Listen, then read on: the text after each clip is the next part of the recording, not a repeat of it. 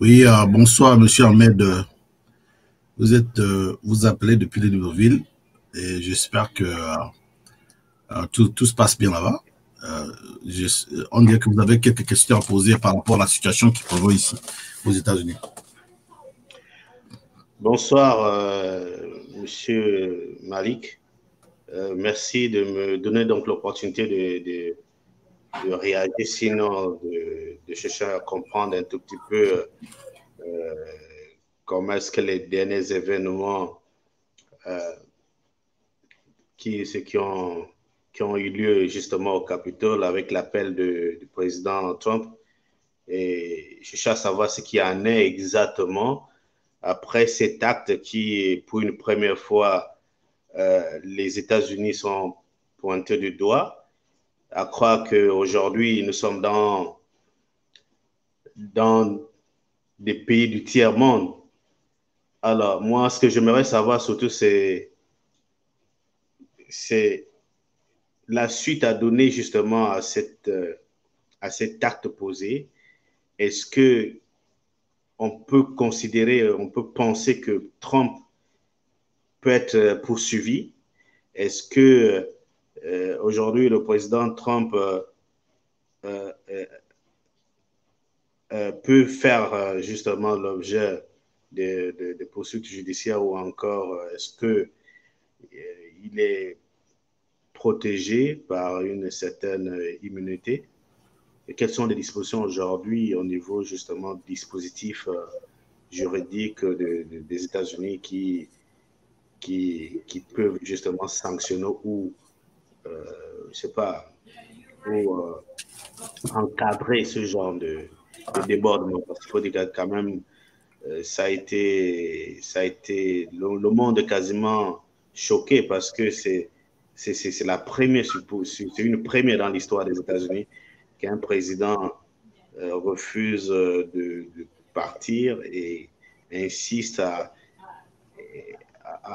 faire croire à l'opinion, sinon à ses soutiens qu'il a gagné l'élection, alors que on sait que les institutions américaines sont solides. C'est une vieille démocratie de plus de 200 ans. Et aujourd'hui, à quoi est-ce qu'on peut s'attendre justement pour la suite des événements? Oui, autant de questions, monsieur Ahmed. Autant de questions, mais je voulais rappeler à tout le monde qui suit que ce programme ce soir est sponsorisé donc par Ampro, qui travaille en collaboration avec Global Affairs Network. Les questions que vous posez sont d'actualité, c'est autant de questions qui sont posées, et le monde a besoin des réponses. Donc, on revient rapidement et répondre à ces questions, essayer d'analyser ensemble et comprendre exactement où est-ce qu'on en est, où est-ce que l'Amérique va partir partant de cet événement qui a touché non seulement les États-Unis, mais le monde entier.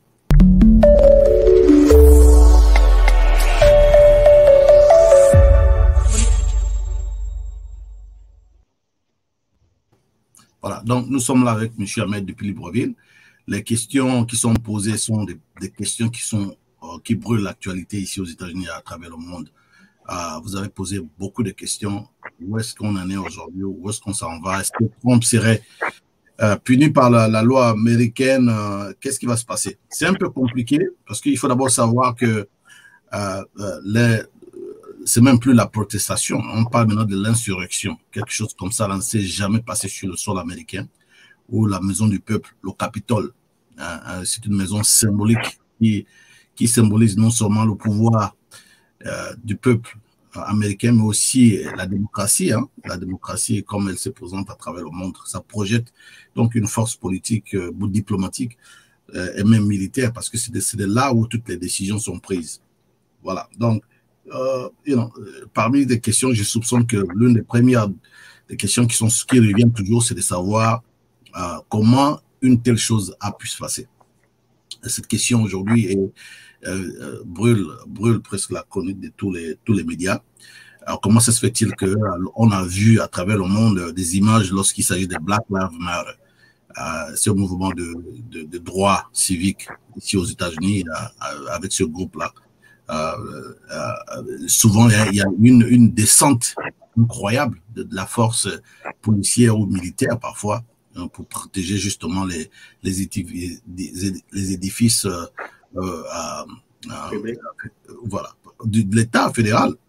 Donc, comment ça se fait-il que une protestation de cette envergure, parce que lorsqu'on dépasse plus de 200 personnes, les gens qui organisent la protestation ou bien une marche doivent avertir à l'État et les gens doivent savoir exactement à combien de gens vous serez. Si c'est 10 personnes, 100 personnes, 200 personnes, réellement, vous n'avez pas le droit de dire à l'État. Mais si vous avez l'impression d'avoir plus de ça, donc ça devient une obligation. Il faut absolument avertir les autorités.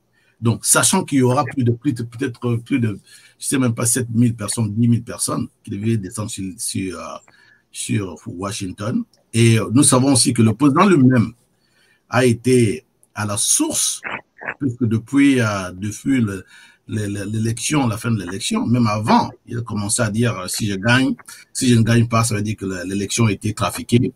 Ce qu'ils ont voulu l'élection, lorsqu'il a perdu, comme vous venez de dire, les institutions américaines, les tribunaux à travers les États ont jugé qu'il n'y avait pas de triche, mais il a continué à insister que l'élection a été volée. Donc, il a nourri cet esprit jusqu'à ce que on est arrivé à hier, c'est une situation honteuse, parce qu'on est quand même une grande démocratie, comme tu disais, de plus de 200 000 ans, je veux dire de 200 ans. Donc, quand une chose comme ça se passe, le monde entier, nos alliés à travers le monde se demandent exactement ce qui se passe. Maintenant, est-ce que M. Trump va aller en prison? Bon, il faut d'abord savoir les mesures qui sont prises au moment où on parle. Partant d'abord de l'élection qui a presque accéléré ce mouvement, c'est-à-dire l'élection de Georgia. En Géorgie, on a vu que monsieur Warnock, Raphael Warnock, a battu donc cette dame-là qui est l'une des femmes politiques les plus riches au monde. Donc, battu celle-là. Et de l'autre côté aussi, le jeune juif de 38 ans, de 36 ans, qui a battu aussi monsieur Perdue, qui était un homme d'affaires très riche aussi. Donc, cela symbolise aujourd'hui un changement. Et ce changement, surtout quand ça vient du Sud. Et comme vous le savez, les États du Sud sont essentiellement racistes dans leur passé. On sait bien que ces États du Sud, pendant des années, on n'a jamais assisté réellement à des candidats, surtout candidats noirs. Il n'y a jamais eu un candidat sénateur noir, surtout dans l'État de Georgie. C'est la première fois dans l'histoire que ça se passe. Et donc, ça fait deux sièges arrachés dans un État qui est censé être l'État conservateur. Donc, ça a accéléré justement donc cet esprit qui s'est matérialisé par ce qu'on a vu à la télé. Donc, à la suite donc de cette élection, là où aujourd'hui au Sénat, on est déjà 50-50. Et qu'est-ce que ça traduit en termes de pouvoir? Lorsque vous avez 50-50, et sachant bien que le vice-président des États-Unis est d'abord sénateur ou bien sénatrice, si vous le voulez. Donc, il y a ce qu'ils appellent le tie-breaking. Elle, son pouvoir en tant que membre du Sénat pourra aussi agir. C'est que vous êtes 50-50, mais son pouvoir pourrait agir pour donner encore l'avantage donc sur ce qui se passe, les décisions qui se passent. Donc, d'entrée du jeu comme ça, là, Joe Biden aura donc l'avantage en termes de vous savez que lorsque le président nomme une personne, cette nomination doit aller au Sénat. Et quand ça va au Sénat, ils doivent juger si cette personne-là est acceptée ou pas. Ils peuvent rejeter une nomination. Bon, l'avantage ici, c'est que ça ne veut pas dire que forcément toutes les nominations seront acceptées, mais le fait déjà que ils ont déjà arraché le leadership au niveau du Sénat. Ça veut dire que il y a ce qu'ils appellent la majorité du Sénat. Donc, là, quand vous avez la majorité, le président du Sénat devient déjà un gars de votre parti. Donc, cette majorité leur permettra maintenant d'amener les problèmes. Parce que même pour faire rentrer une situation, un amendement, ou bien un problème sur l'estrade de Sénat, il faut bien que vous avez le contrôle du Sénat. Donc, vous pouvez avoir des problèmes, mais pour que vous exposez un problème qui soit débattu, il faudrait que vous ayez le contrôle du Sénat. Donc là, maintenant, ils ont le contrôle du Sénat. Ça veut dire qu'ils auront la possibilité d'amener tous les problèmes sur donc, le floor, sur donc, l'estrade du débat. Donc, tout ça là, je suis parti un peu en arrière pour vous donner un peu l'atmosphère dans laquelle cet événement-là vraiment a eu lieu. Donc, lorsqu'on voit tout ça là, il y a comme l'impression que les républicains, qui sont généralement appelés des conservateurs ici, comprennent qu'ils sont en train de perdre quelque chose, surtout le pouvoir de décision. Voilà. Donc, M. Trump, ouvertement, a incité donc ces gens-là à descendre sur Washington pour faire une démonstration. Il voulait montrer à l'Amérique qu'il y a plus de 7 millions de personnes qui ont voté pour lui. Donc, c'est quelqu'un qu'il ne fallait pas négliger. Mais il a fait ça de manière assez, je veux dire, ignorante. Parce que la Constitution américaine, les institutions américaines sont plus forts que les hommes. OK? Alors voilà quelqu'un qui a toujours pensé qu'il est trop fort. Il vient d'un monde du business là où il avait toujours le dernier mot. Donc, il arrive en politique, il a toujours ce réflexe de penser qu'il a toujours le dernier mot. Au moment où je vous parle, il y a donc M. Schumer, Chuck Schumer, qui va être dans les jours qui viennent, le président donc de la majorité, a déjà demandé au vice-président américain donc de proclamer, d'utiliser l'article de 25, l'amendement 25 pour donc déclarer la destitution du président Trump. Parce qu'on considère que c'est un homme dangereux et on ne peut pas imaginer, on ne peut pas savoir exactement ce qu'il peut faire de là aux 14 jours qui nous restent. Ça doit se faire avant le 20, si destitution il y a. Et ça va être donc avant le 20, parce que le 20, c'est la date à laquelle Biden va prêter ses serments. Est-ce qu'on peut considérer que réellement cette démarche-là va aboutir avant le 20, parce qu'on suppose qu'après le 20, il ne sera plus président, donc on ne parlera plus de destitution. Est-ce qu'on peut penser que les choses peuvent être accélérées et puis on va assister pour la première fois dans l'histoire américaine, de la politique américaine, qu'un président, avant comment on appelle ça, la fin de son mandat, soit destitué? Oui, à situation particulière, solution particulière. Donc, oui, c'est une possibilité. Ils peuvent accélérer. Comme je disais tout à l'heure, le fait même que vous avez vu normalement la certification de Biden comme président, qui est d'abord, il faut le reconnaître, ils n'ont pas certifié sa présidence parce que à cause de la controverse, c'est pas à cause de contentieux électoral.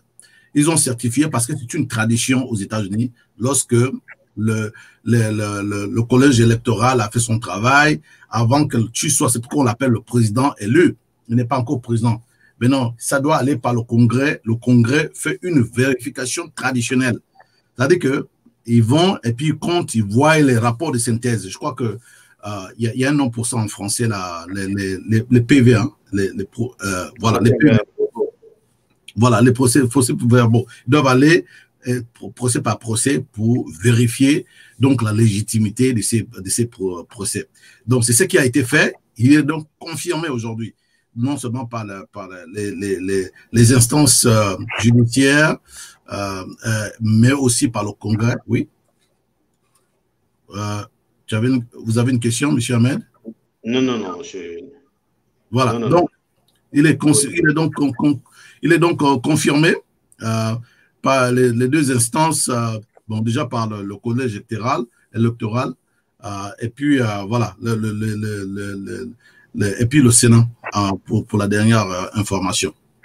Donc, de là maintenant, normalement, il n'y a plus de discussion. Mais ta question, c'était de savoir le peu de temps qui nous reste. Est-ce que c'est possible avec tous les débats? On sait qu'il y a toujours des débats au niveau du Sénat, et puis ça va prendre longtemps. Est-ce que ce serait possible en un temps record de créer, créer une conversation qui va mener à M. Pence, qui est le vice-président, de prendre le contrôle jusqu'au passage de service, au passage de flambeau? Je crois que cette idée-là a été déjà nourrie depuis longtemps. Mais le problème, c'est que nous, les démocrates, on ne savait pas comment faire. On savait que Trump pouvait amener cette humiliation-là, parce que lui, il est là pour dire, vous m'avez humilié, je veux humilier l'Amérique aussi. Donc, on se posait la question, comment on peut faire avec cette situation? Mais il a donné donc la possibilité, c'est une ouverture qu'il a donnée. Et là, ce qu'on va faire, c'est d'utiliser tous les moyens nécessaires pour faire en sorte que Pence, qui est le vice-président, devienne donc le président. Et non, ça là, ça va nous permettre de respecter donc cette tradition américaine qui fait qu'il y a un passage de pouvoir de manière dans la paix, quoi, dans la paix, comment on appelle ça, le mot en anglais c'est a free transfer of power, donc le passage de flambeau qui s'est fait de manière traditionnelle. Parce que lui, il n'a jamais dit s'il devait le faire. Il a dit quelques mots sur le tweet qu'il accepte, mais le fait qu'il continue de dire ils ont volé mon élection, il ne faudrait pas qu'on laisse le combat, il continue toujours de dire des mots qui font que les gens ne sont pas confiants qu'il puisse aller jusqu'à la fin et faire un passage de flambeau, un passage de ce pouvoir-là qui soit de manière démocratique. Voilà un peu la situation. Maintenant, est-ce qu'il serait amené dans le tribunal?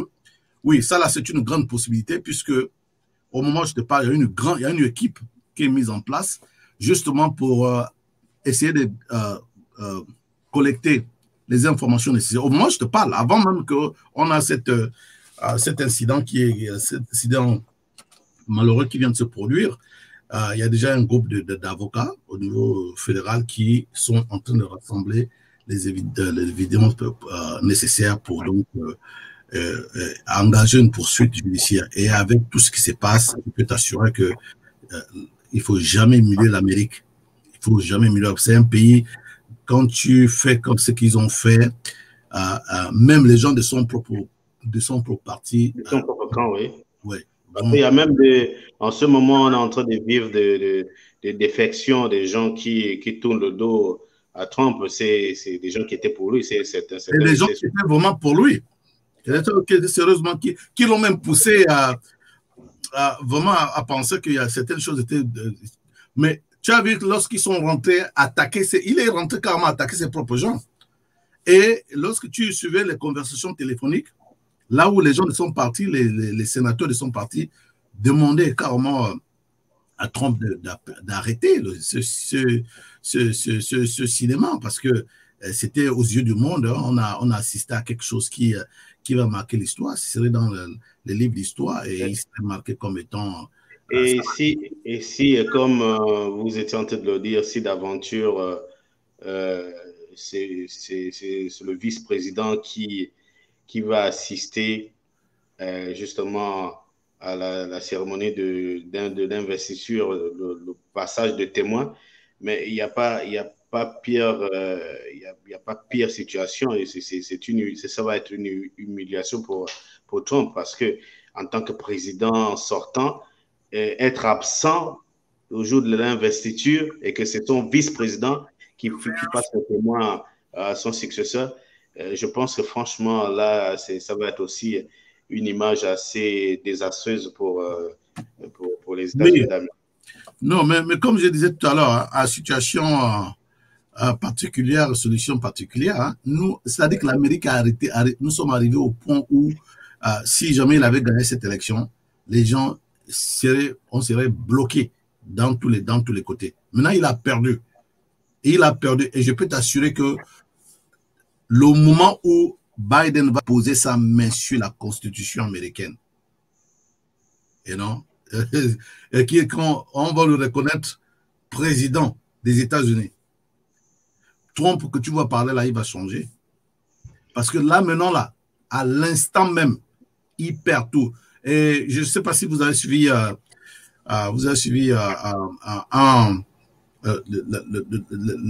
l'interview que j'ai eue avec un de Gabonais, là, monsieur, comment il s'appelle, monsieur Diabio. J'ai joué un élément où un général parlait de nous ne prêtons pas serment pour un pays, pas pour le pays, hein. Les militaires, ils disent on ne prête pas serment pour un pays, pour une personne, pour un président, un roi, ou bien quoi que ce soit. Eux, ils prêtent serment pour défendre la Constitution américaine. Donc, si tu vois déjà que pendant que tu es en exercice de ton pouvoir, la force des armées rappelle à tous les corps qu'il faut savoir qu'on n'a pas prêté serment pour protéger qui que ce soit. Mais en partie, tu sais qu'il s'adressait directement à cet homme qui, dans sa tête, pense que avec l'accès qu'il a eu. Oui, mais Malik, il y a justement, pendant qu'on y est, parce que je me posais bien la question de savoir, Trump est jusqu'à présent le commandant en chef de la première puissance américaine. Mais il se trouve que la situation qui vient de se dérouler justement devant le Capitole, moi je me posais la question de savoir, mais qui a donné justement instruction à ces soldats-là de venir justement protéger l'édifice, essayer un peu de repousser les manifestants? Qui était vraiment à la manœuvre, sachant bien que c'est lui-même, c'est le Trump qui est le commandant en chef de l'armée la plus puissante au monde. Oui. À ce moment, c'est qui a donné l'autorisation justement aux éléments justement de descendre sur le terrain et de faire leur boulot. Oui, absolument, mais c'est compliqué. La façon dont... déjà, il faut savoir que le maire, Bowser, la dame qui est maire de Washington, elle a le droit sur la police. C'est-à-dire que c'est elle qui est au-dessus de la police de Washington. Donc, souvent, bon, quand vous êtes à l'extérieur, vous pouvez la police est sous son autorité, en fait. C'est pas... Ça veut dire, oui, je vois un tout petit peu. Ça veut dire que la séparation de pouvoir ici, c'est une réalité. C'est-à-dire que le pouvoir n'est pas concentré dans les mains d'une seule personne. Voilà. Donc, tu as ça, et les États aussi ont un droit. Il y a le droit des États. C'est-à-dire que le gouverneur a aussi un pouvoir sur ce que j'appelle la garde. La garde, c'est... Bon, je ne sais pas quel est l'équivalent. Ils ont une garde là, qui sont les militaires qui sont en réalité qui gardent le pays. La garde européenne, en fait. Oui. Donc, chaque État a... Mais ceux-là aussi sont sous le contrôle donc, du gouverneur. Tu comprends? Donc, mais le président, en cas de situation d'urgence, par exemple, il s'agit, le pays doit attaquer, répondre à une attaque d'urgence et tout, il faut appuyer le point sur dire au général qui contrôle tout ça là, d'appuyer le bouton sur l'arme nucléaire, le président a ce droit-là, avec justement, bon, quand c'est un problème sur l'arme nucléaire et que l'Amérique est attaquée, il n'a même pas besoin du Congrès.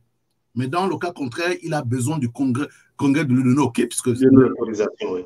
Voilà. Rappelle-toi, on a 3 pouvoirs. Ces 3 piliers là, tu as le judiciaire, tu as l'exécutif, et puis tu as aussi donc le Congrès, qui est là, comment on appelle ça, judiciaire, exécutif, et puis exécutif, législatif, voilà. Donc, pour le cas de ce qui s'est passé là, les gens demandent à Trump d'arrêter. Quand on te dit d'arrêter, ça veut dire quoi? On dit appelle tes gens. Il s'est levé seulement pour dire arrêtez les gars, reculez. Les gars là l'écoutent, ils sont venus pour lui, c'est lui qui les a appelés. Donc, les militaires que tu as vus en premier moment donné, et puis il faut savoir qu'il y a un temps. Le maire doit laisser un certain temps au président d'agir.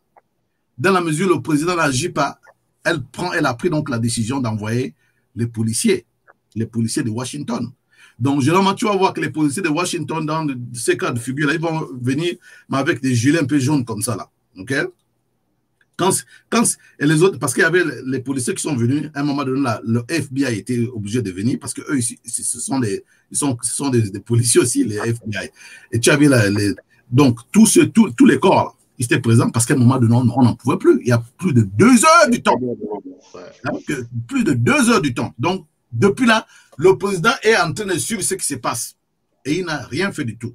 Ce n'est que plus tard maintenant que lorsque les policiers ont arrivé, et là, le gouverneur de l'État de Maryland, là où nous sommes, parce que vous savez, il y a une situation qu'on appelle ici le DMV, Maryland, DC et Virginie. Parce que DC, en fait, ce n'est pas un État, c'est un district. Donc, DC est au milieu de Maryland et Virginie. Donc, ces 3 États-là, on les appelle les DMV. Je crois qu'en France, on appelle ça la région cosmopolitaine. Yes, something like that. Voilà. Donc, le gouverneur de Maryland était obligé de déployer maintenant la garde nationale pour venir intervenir. Tu te rends pas compte? Tu te rends pas compte? Donc, tout à l'heure, là, avant qu'on ne commence ce programme-là, il était en train de faire un discours. J'ai même posté ça sur mon essayer de chercher à se justifier encore pour dire que non, machin, mais c'est trop tard déjà. Les dommages ont été faits. Et voilà. Donc, lui, on parle même de morts. Qu'est-ce qu'il y en est exactement? Parce qu'il paraît qu'il y a eu des morts, peut-être même Mais tu imagines un peu que ça, c'est quelqu'un qui a une femme qui a été même déjà qui a combattu pour les États-Unis. Donc, mais ça ne veut pas, quand ils sont souvent en retraite, tu es allé à la guerre d'Irak ou bien en Afghanistan, quand tu reviens au pays, tu es en retraite, parce que être en retraite ici ne veut pas forcément dire que tu es vieux. Donc, tu es en retraite, quand tu viens, 2 fois, tu n'as même pas un travail qu'il faut, un boulot qu'il faut, tu es là, tu cherches un boulot. Ils ont toujours une certaine paye, mais bon, c'est la paye de la retraite. Donc, ce sont des gens qui sont là et qui sont souvent laissés à eux-mêmes et qui se retrouvent souvent dans ces groupes que tu vois là. Tu as vu, par exemple, le chef les Noirs ont déjà aussi une milice comme ça. Je ne sais pas si tu as eu la possibilité de voir la milice des Noirs maintenant, armée. Et puis, à la tête, là, ce sont les anciens militaires. De toute façon, tu le vois là. Donc, celle-là, elle est venue parce que ce sont eux qui ont le courage souvent de faire certaines choses là. Elle est venue, elle voulait sauter et rentrer dans le truc. Le policier a tiré.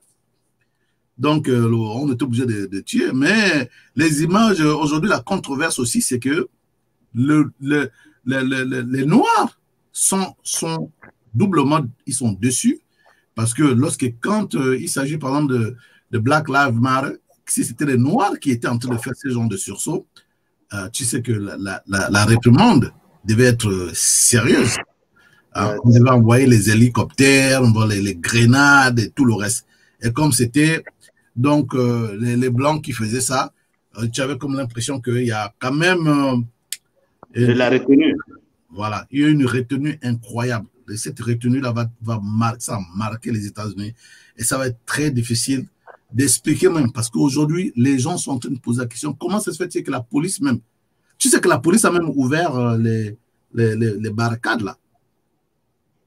Quand les gens et pendant ces temps-là, même à l'intérieur du Capitole, il y avait ces gangsters-là qui prenaient même des photos, avec des selfies dans des bureaux. C'était la première fois pour eux de rentrer dedans. Donc, qui faisaient les selfies avec les forces de l'ordre. Donc, qu'est-ce que ça te dit? Que ça a été quelque chose de planifié. Parce que tu ne peux pas descendre la majorité de ces gens, de ces protestants-là. Ou bien, ils sont pas de Washington, ils viennent d'autres États. Ils ne peuvent pas faire une telle descente dans un État comme ici à Washington, la capitale, sans pour autant qu'ils ont des gens ici sur place pour leur montrer comment ça se passe.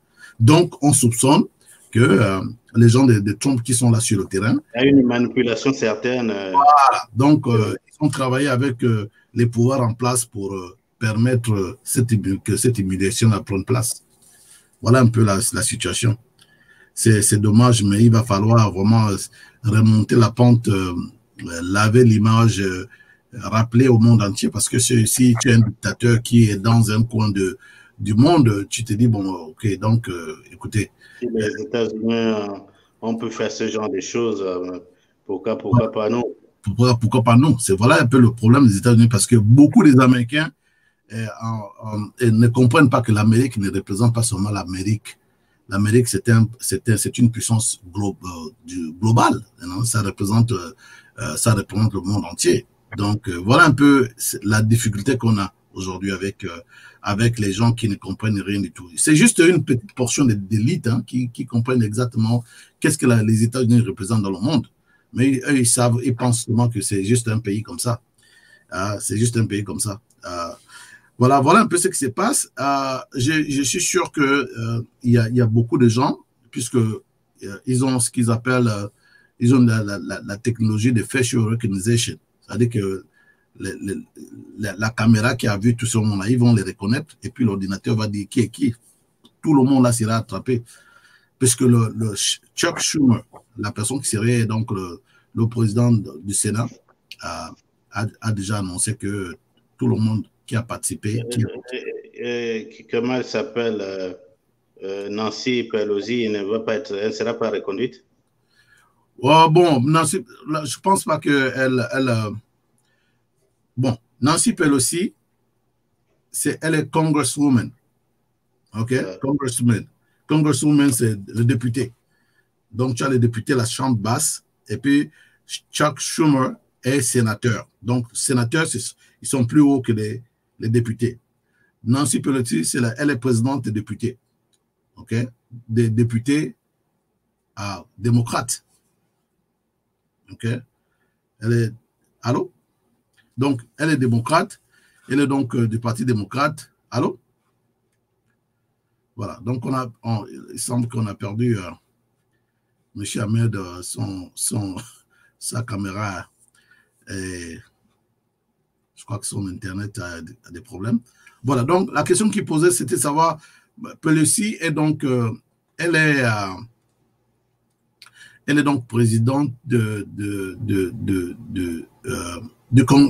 est présidente du Congrès, et elle représente donc les, comment tu appelles, les démocrates au Congrès, mais Chuck Schumer, qui était le président de la minorité des démocrates, va devenir donc le président de la majorité.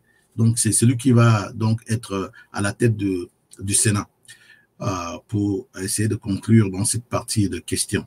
Voilà, donc c'est ça un peu. Voilà ce qu'on a vécu ici. Et on essaie de voir comment ça va se passer dans le futur. Nous savons exactement ce qui va se passer.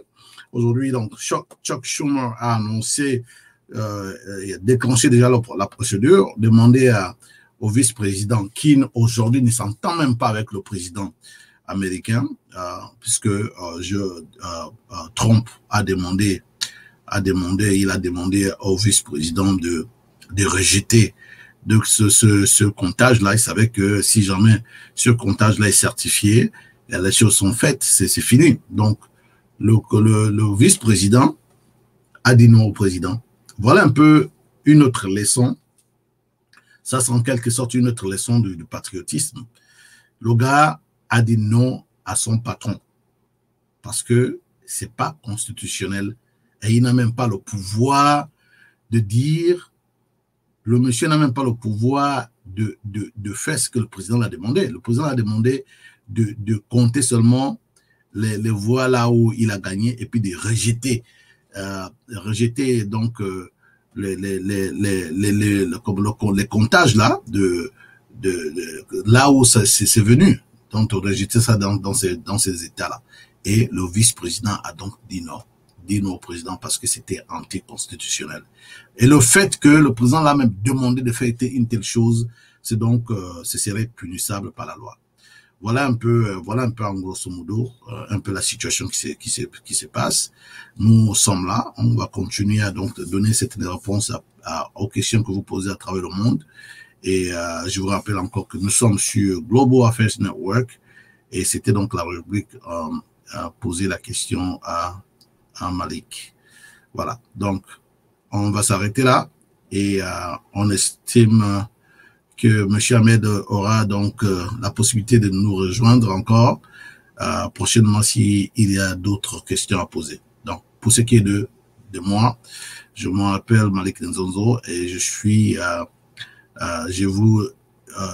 en direct avec vous depuis les États-Unis, depuis Washington.